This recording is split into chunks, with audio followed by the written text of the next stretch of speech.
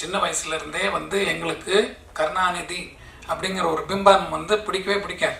எடப்பாடி வந்து கட்சியில ரொம்ப நல்லவர், அவருக்கு கொடுக்கலாம் சொல்றீங்க. நல்லவர் நான் சொல்லல, நல்லவர் நான் சொல்ல வரல. அவர் வந்து அந்த கட்சி போடு இந்த கட்சி போடுன்னு சொல்லிட்டு கடைசியில் நம்ம குத்துற மாதிரி ஆயிடுச்சு. தயவு செஞ்சு அந்த மாதிரி வேலுமணியோ ஜானகி அம்மாவுக்கே 100ஆண்டு விழா வந்து ரொம்ப சிறப்பாக எடுத்து பண்ணாங்க. 20-30 வருஷம் ஜானகி அம்மா வந்து ரெட்டை இலையை கொடுத்துட்டு கட்சியை கொடுத்ததுக்கப்புறம் நம்ம வந்து சிவி சண்முகம் வேலுமணி இவங்களோட செயல்பாடுக்கு பயந்துட்டாரா எடப்பாடி அவர்கள்? சபராகரிக்கணும்னு ஒன்று இருக்குது சார்.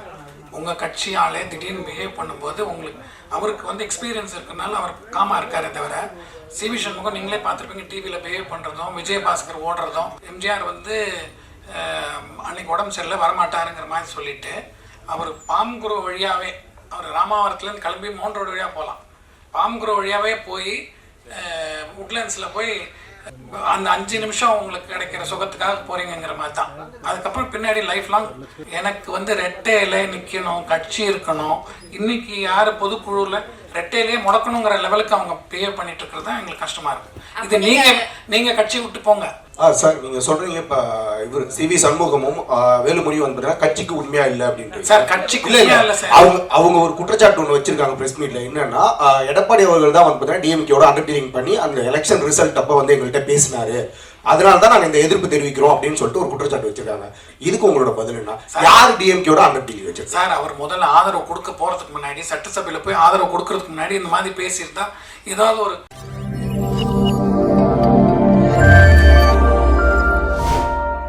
எடப்பாடி வந்து கட்சியில ரொம்ப நல்லவர், அவருக்கு கொடுக்கலாம் சொல்றீங்க. நல்லவர் நான் சொல்லல, நல்லவர் நான் சொல்ல வரல. அவர் வந்து அந்த கட்சி போடு இந்த கட்சி போடுன்னு சொல்லிட்டு கடைசியில் நம்ம குத்துற மாதிரி ஆயிடுச்சு.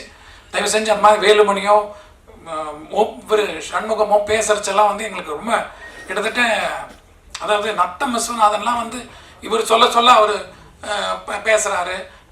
இவர் சட்டசபையில் பின்னாடி ஓடி போய் டாக்டர் விஜயபாஸ்கர் போய் என்னமோ ஒன்றும் தெரியாமல் இப்போ அவர்கிட்ட போய் கேட்டு வராரு. அந்த மாதிரிலாம் நான் பார்த்ததே இல்லை சட்டசபையில் வந்து ஒரு 20 வருஷம் 30 வருஷமா. முன்னாடி எப்படி நடந்தது எனக்கு தெரியாது. இந்த காலகட்டத்தில் இந்த மாதிரிலாம் ஏடிஎம்கேக்காரங்க அப்படி பிஹேவ் பண்ணி நான் பார்த்ததே கிடையாது. தப்பாக போகுது, ரொம்ப நல்லா இல்லை. 20-30 வருஷம் ஜானகி அம்மா வந்து ரெட்டை இலையை கொடுத்துட்டு கட்சியை கொடுத்ததுக்கப்புறம் நம்ம வந்து வெளியிலேருந்து நம்ம ஏதாவது நல்ல நாள் பொழுதோ அவங்கக்கிட்ட போய் பார்க்குறது, அந்த ஒரு கட்சி நல்லா இருக்குங்கிற ஒரு சந்தோஷத்தில் தான் நாங்கள்லாம் இருக்கோம். அதனால் எங்களுக்கு வந்து நேராக போய் பேசுகிறதுல வந்து அது அபிப்பிராயம் இல்லை. எடப்பாடியே எந்த இடத்துலையும் எம்ஜிஆர் பேரே சொல்ல மாட்டேங்கிறாரு, அவங்க எம்ஜிஆர் பக்தர்களை மதிக்கவே மாட்டேங்கிறாரு. அப்போ எம்ஜிஆர் பேரை சொன்னா தானே சார் அவருக்கு இன்னமும் அவர் புகழ் அடையலாம் சார். அது வந்து நீங்கள் வந்து பேசி ஒருத்தர் அவங்களுடைய செல்ஃபிஷ்னஸ்க்காக சொல்கிறாங்களே தவிர எம்ஜிஆர் பக்தர்கள் எல்லாம் ஒன்றா தான் இருக்காங்க. அவங்க இருக்காங்க, தொண்டெல்லாம் அதிமுகவோட அப்படியே தான் இருக்கான்.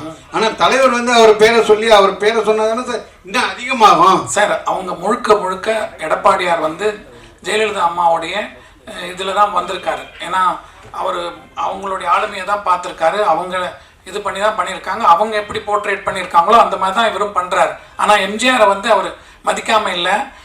ஜானகி அம்மாவுக்கே 100ஆண்டு விழா வந்து ரொம்ப சிறப்பாக எடுத்து பண்ணாங்க. எம்ஜிஆர் அரசியல் சினிமா ரெண்டுத்திலையும் ஒரே நேரத்தில் கோல வச்சினாரு. சினிமாலையும் தைரியமாக தான் சார்ந்த கட்சியை வெளிப்படுத்தினாரு, போராட்டங்கள்லையும் வந்து ஒரு சில விஷயங்கள் ஈடுபட்டிருக்காரு. ஆனால் எந்த தகுதியுமே இல்லாத சில பேர் தன்னை எம்ஜிஆரோட ஒப்பிட்டுக்கிறாங்க. அரசியலுக்குலாம் வந்து அடுத்த எம்ஜிஆர் நான்னு. அதை நீங்க ஏன் வந்து அதையும் நீங்க வந்து ஒரு இது கருத்தை தெரிவிச்சிருக்கணும்ல. இப்போ ஒருத்தர் சினிமாக்குள்ள வராங்கன்னா தன்னை வந்து ரஜினி கமலா நினச்சிக்கிறவங்க எல்லாருமே அந்த மாதிரி எம்ஜிஆருங்கிறது ஒரு பெரிய ஆளுமை. அதனால எல்லாருக்குமே தன்னை வந்து எம்ஜிஆராக நினைக்கணுங்கிறதா. நீங்கள் பழைய விஷயங்கள் பார்த்துருக்கீங்க. ஏதாவது ஒரு தர்மம் பண்ணால் கூட எம்ஜிஆர் வாழ்கன்னு தான் சொல்லுவாங்க. எம்ஜிஆர் தான் மனசில் ஜனங்க இன்னும் நினச்சிட்டு இருக்காங்க. அதனால யார் எம்ஜிஆரை பற்றி சொன்னாலும் அது எம்ஜிஆருக்கு தான் பெருமை. நாங்கள் அதிமுகவில் அப்போ என்ன அம்மா அம்மான்னு போட்டுக்கிட்டீங்க. ஐயான்னு மாத்துங்கன்னு சொன்னது எடப்பாடியார்ன்றது எல்லாத்துக்கும் தெரிஞ்ச ஒரு விஷயம். அவர் வந்து ஒன்றும் அம்மா மேலேயோ கட்சி மேலேயோ ரொம்ப பிரியமா உள்ளவர்லாம் இல்லை சார். யார் சார் இன்னைக்கு பதவிக்காக ஓடுறவங்க யாருமே கட்சி மேலே பிரியமா இல்லைங்கிறதா நாங்கள் வருத்தமாக சொல்கிறோம். வெளியில போறவங்கள என்ன பிரச்சனை, வா உள்ள இருன்னு சொல்றதை விட்டு போறையா கிளம்பு அப்படின்னா அது சிவி சண்முகம் சொல்றாரு. அந்த சிவி சண்முகம் தான் நிறைய பேர் விரட்டினாரு. நீங்களே பார்த்துருப்பீங்க. ஓபிஎஸ்க்கு எதிராக பொதுக்குழு கூட்டு நடத்துகிற போது முனுசாமி வந்து ஆதரவு கொடுத்து உட்கார்ந்துருக்காரு. அவரை மேடையிலே அசிங்கப்படுத்தினார் அந்த சிவி சண்முகம். அவரை அடிக்கிற மாதிரிலாம் போய் பேசினார். நேற்று சசிகலா சொல்றாங்க இனிமே கட்சி ஒன்னாயிரம் எல்லாத்தையும் ஒண்ணு சேர்ப்போம். யாரு? சசிகலா நேற்றுக்கு பிரஸ் மீட் வச்சிருக்காங்க. சசிகலாங்கிறவங்க முதல்ல இத்தனை பேரை எலெக்ஷன்ல எதிர்த்தா அதிமுகவுக்கு எதிர்த்து நிற்க வச்சதே அவங்க தப்பு. அவங்க உண்மையான எம்ஜிஆர் மேலேயோ கட்சி மேலேயோ பாசமே கிடையாது அவங்களுக்கு. ஒரு அறிக்கை விட்டுருக்கலாமே நேற்று உடனே நீங்க. அதுதான் நான் சொல்ல வரேன் இன்னைக்கு. அதனால தான் நான் வரேன். நேற்றுக்கே நான் கேட்டேன், இன்னைக்கு தான் அரேஞ்ச் பண்ணாங்க, அதனால இன்னைக்கு பேசுறேன். சசிகலா ஒரு பொம்பளையே அந்த கட்சியை வந்து நாங்க அழிக்கணும்னு தான் நினைக்கிறாங்களே தவிர செல்ஃபிஷ். அவங்க ரொம்ப செல்ஃபிஷ். சார் நீங்க சொல்றீங்க இப்ப இவர் சிவி சண்முகமும் வேலுமணியும் வந்து கட்சிக்கு உண்மையா இல்ல அப்படின்ட்டு. சார் கட்சிக்கு இல்ல சார். அவங்க ஒரு குற்றச்சாட்டு ஒன்று வச்சிருக்காங்க பிரஸ் மீட்ல. என்னன்னா எடப்பாடி அவர்கள் தான் வந்து டிஎம்கேயோட அண்டர்டேக்கிங் பண்ணி அந்த எலெக்ஷன் ரிசல்ட் அப்ப வந்து எங்கள்கிட்ட பேசினாரு, அதனால தான் நாங்க இந்த எதிர்ப்பு தெரிவிக்கிறோம் அப்படின்னு சொல்லிட்டு ஒரு குற்றச்சாட்டு வச்சிருக்காங்க. இதுக்கு உங்களோட பதில் என்ன? யார் டிஎம்கேயோட அண்டர்டேக்கிங் வச்சிருக்காங்க? சார் அவர் முதல்ல ஆதரவு கொடுக்க போறதுக்கு முன்னாடி, சட்டசபையில போய் ஆதரவு கொடுக்கறதுக்கு முன்னாடி இந்த மாதிரி பேசியிருந்தா ஏதாவது ஒரு விஷயம் இருக்கான்னு நம்ம நினைக்கலாம்.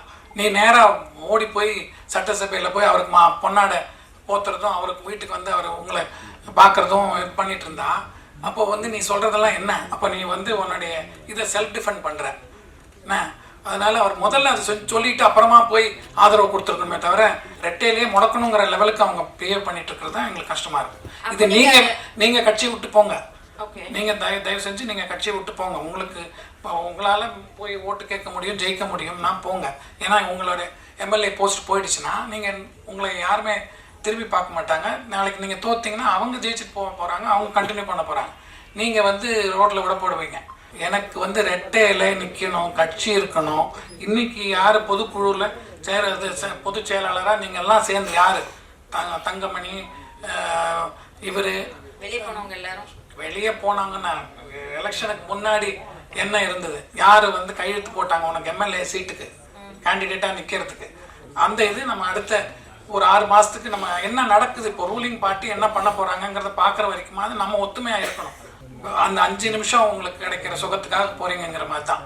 அதுக்கப்புறம் பின்னாடி லைஃப் லாங் அந்த ஏடிஎம்கேங்கிறதே நீங்கள் உங்களால் தான் டிஸ்ட்ராய் ஆயிடுச்சுங்கிறத சாபம் வரமும் அது பண்ணாதீங்க, வேண்டாம். சார் இன்னைக்கு தான் தேர்தல் முடிஞ்சது, இப்போதான் அந்த பிரச்சனை வருது. பிரச்சனை வரும்போது தான் நாங்கள் பேச முடியும். சின்ன வயசுல இருந்தே வந்து எங்களுக்கு கருணாநிதி அப்படிங்கிற ஒரு பிம்பம் வந்து பிடிக்கவே பிடிக்காது. எம்ஜிஆர் வந்து அன்னைக்கு உடம்பு சரியில்லை வரமாட்டாருங்கிற மாதிரி சொல்லிட்டு அவர் பாம்குரு வழியாகவே, அவர் ராமாவரத்துலேருந்து கிளம்பி மவுண்ட் ரோடு வழியாக போகலாம், பாம்குரு வழியாகவே போய் உட்லண்ட்ஸில் போய் இவங்க கல்யாணத்தில் அட்டன் பண்ணாங்க, நளினி அவங்க கல்யாணத்துக்கு அட்டன் பண்ணார். சார் இப்போ நீங்கள் சொன்னீங்க சிவி சண்முகம் வேலுமணி இவங்களாம் வெளியில் வந்துட்டாங்க அப்படின்னா கண்டிப்பாக அவங்களுக்கு வேல்யூ இருக்காது அப்படின்னீங்க. இதுவே வந்து போன ஆட்சியில் வந்து பார்த்தீங்கன்னா ஓபிஎஸ் அவர்கள் அதிமுக சார்ந்து ஒரு விஷயம் பதிவிடும் போது எடப்பாடி அவர்கள்லேருந்து எல்லாருமே குரல் கொடுத்தாங்க. அதிமுக சார்ந்து எந்த ஒரு கருத்தும் நீங்க பதிவிடக்கூடாது அப்படின்னு சொல்லிட்டு அவங்களுக்கு அகெயின்ஸ்டா குரல் கொடுத்தாங்க. ஆனா இன்னைக்கு சட்டசபையில எடப்பாடி அவர்கள் வந்து பாத்தீங்கன்னா தாவேகாவுக்கு வந்து ஆதரவு தெரிவிக்கல. அதே வந்து பாத்தீங்கன்னா சிவி சண்முகம் வேலுமணி இவங்க எல்லாம் வந்து பாத்தீங்கன்னா அதே சட்டசபையில உள்ள இருந்துகிட்டு ஆதரவு தெரிவிச்சு ஒரு கும்பல் நிக்கிறாங்க. ஆனா இந்த இடத்துல எந்த ஒரு குரலும் கொடுக்கல எடப்பாடி அவர்கள். அப்ப சிவி சண்முகம் வேலுமணி இவங்களோட செயல்பாடுக்கு பயந்துட்டாரா எடப்பாடி அவர்கள்? சபராகரிக்கணும்னு ஒன்று இருக்கு சார். உங்கள் கட்சியாலே திடீர்னு பிஹேவ் பண்ணும்போது உங்களுக்கு அவருக்கு வந்து எக்ஸ்பீரியன்ஸ் இருக்கிறதுனால அவர் காமா இருக்காரே தவிர சிவி சண்முகம் நீங்களே பார்த்துருப்பீங்க டிவியில் பிஹேவ் பண்ணுறதும் விஜயபாஸ்கர் ஓடுறதும். அப்போ அந்த சீப் பிஹேவியர் பண்ணும்போது இவரும் அதுக்கு ஈக்குவலாக போய் பண்ணால் அப்போ நீங்கள் வந்து ஒரு சீஃப் மினிஸ்டராக பார்த்து அவருடைய டெக்காரமை வந்து கெடுக்கிற மாதிரி ஆகிடும். அவர் வந்து முதல்ல ஒரு எம்எல்ஏவாக இருந்தால் அது வேறு பிஹேவியர், தலைவராக வரும்போது ஒரு சீஃப் மினிஸ்டர் இருக்கும்போது பிஹேவியர். அதனால அவர் டீசெண்டாக பிஹேவ் பண்ணார், இவர் இன்டீசெண்டாக பிஹேவ் பண்ணியிருக்காரு. இல்லை சார், கடந்த ஆட்சியில் வந்து பார்த்தீங்கன்னா ஓபிஎஸ் இருக்கும்போதே வந்து பார்த்தீங்கன்னா எடப்பாடி அவர்கள் அதே சட்டசபையில தான் அந்த வார்த்தையும் பதிவிட்டாரு. ஓகே, ஸோ அப்படி இருக்கும்போது இப்போ ஏன் அந்த சபை நாகரிகம் தெரிஞ்சிருக்கு சார்? ஓபிஎஸ்ங்கிறவர் வந்து அவருக்கு முன்னாடி சிஎம்மாக இருந்திருக்காரு. அவர் வந்து செஞ்ச விஷயங்கள் வந்து ஒரு பொதுக்குழு இது பண்ணியாச்சு, அவர் சிஎம் ஆயிட்டாரு. அதுக்கப்புறம் நீங்கள் கட்சியை கெடுக்கிறதுக்குன்னே நீங்கள் பண்ணும்போது அந்த ஒரு இது சொல்கிறாரே தவிர இன்றைக்கி இருக்கிற சுச்சுவேஷனில் உங்களுக்கு சிவி சண்முகமோட பிஹேவியரை பற்றி தெரியும். அவருடைய நடவடிக்கைகள்லாம் தெரிஞ்சுட்டு அவருக்கு ஈக்குவலாக அவர் வந்து இறங்கி பேச முடியாது.